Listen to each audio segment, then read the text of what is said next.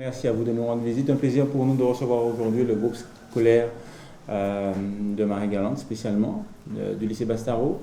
Je suis Jean-Luc Bordin, nous sommes à Boré, à l'habitation Tiricile, chez la famille Bordin, où depuis les années 60 de mes parents, nous cultivons et nous transformons le manioc. Donc aujourd'hui, sur la thématique pédagogique en support, nous nous prêtons au jeu volontairement et avec un grand plaisir afin d'accompagner les jeunes du territoire singulièrement, mais aussi les autres accompagnateurs venant de la Guadeloupe continentale, afin de leur présenter déjà la tubercule, ou les différentes variétés que nous utilisons et que nous cultivons, et aussi les aspects et la valorisation en transformation, surtout pour la restauration auquel cas, ou pour la pâtisserie ou les glaciers et compagnie. Aujourd'hui, le manioc présente d'énormes possibilités, d'énormes capacités encore inestimées et non travaillées.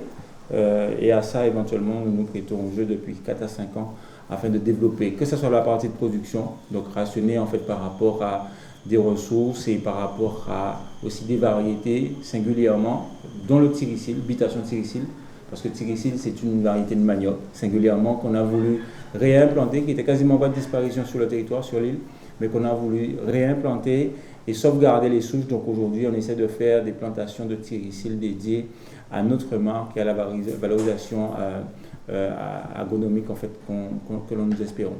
Sur la partie transformation, depuis 4-5 ans aussi, nous prêtons le jeu à rationner en démarche qualité, afin d'avoir des produits et un packaging à la hauteur de nos espérances, et aussi pour répondre au marché local et valoriser comme il se doit ce produit. Donc aujourd'hui, nous avons une pléiade de 6 à 7 produits en qualité de farine. La farine de manioc traditionnelle, la farine de manioc sans sel aussi, parce que pour les personnes qui souffraient éventuellement d'hypertension ou d'alimentation particulière, en recommandant une alimentation sans sel, donc cette gamme de produits. En base de diversification, la farine de coco traditionnelle, avec des noix de coco du territoire, bien sûr, qui sont travaillées, transformées et moulées à la finition de ce produit-là. Depuis 2020, nous avons commencé avec une nouvelle gamme, le coco gingembre, avec du sucre de gingembre local, qu'on profine et éventuellement qu'on transforme afin de proposer ce produit-là. Et aussi le coco salé, parce qu'aujourd'hui il y a des invités ou des clients, des personnes qui n'aiment pas forcément le sucre, qui préfèrent le sel.